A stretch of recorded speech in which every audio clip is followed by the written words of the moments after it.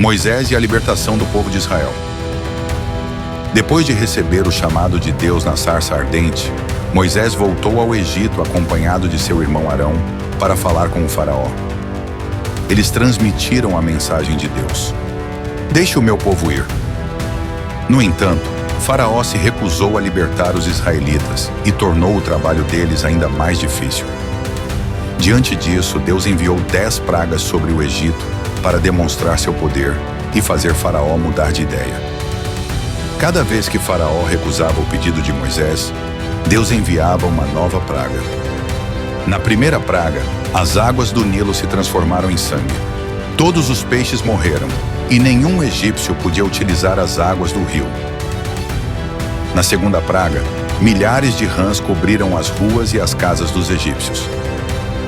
Na terceira praga, surgiram piolhos por toda parte, infestando pessoas e animais, causando grande incômodo. Na quarta praga, milhares de moscas invadiram as ruas e as casas, espalhando sujeira e doenças. Na quinta praga, houve uma peste sobre os animais, que matou cavalos, vacas e outros rebanhos dos egípcios.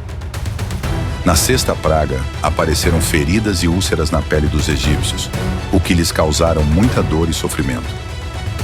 Na sétima praga, uma tempestade de pedras e fogo caiu do céu, destruindo plantações e casas.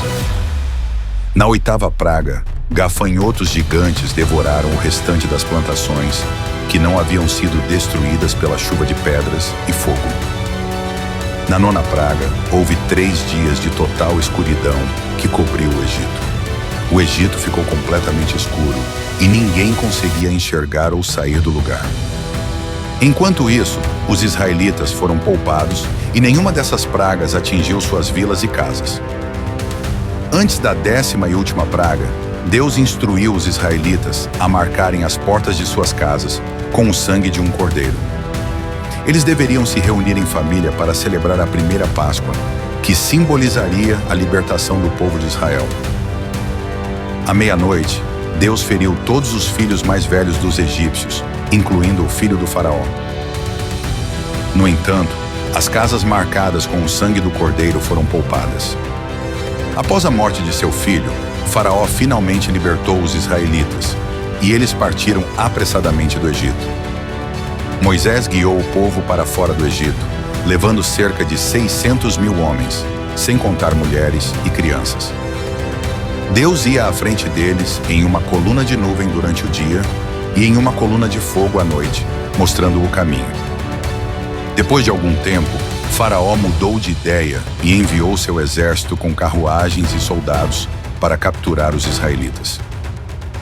O povo chegou à beira do Mar Vermelho e entrou em pânico ao ver o exército egípcio se aproximando.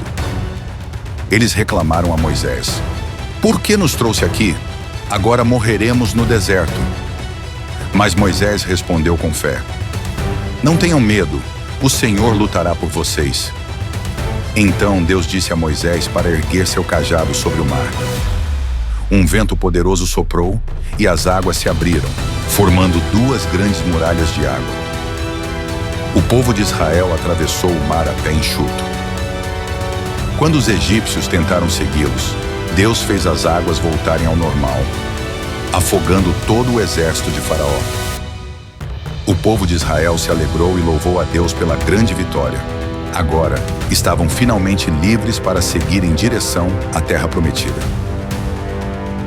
Deixe seu like e inscreva-se no canal. Compartilhe.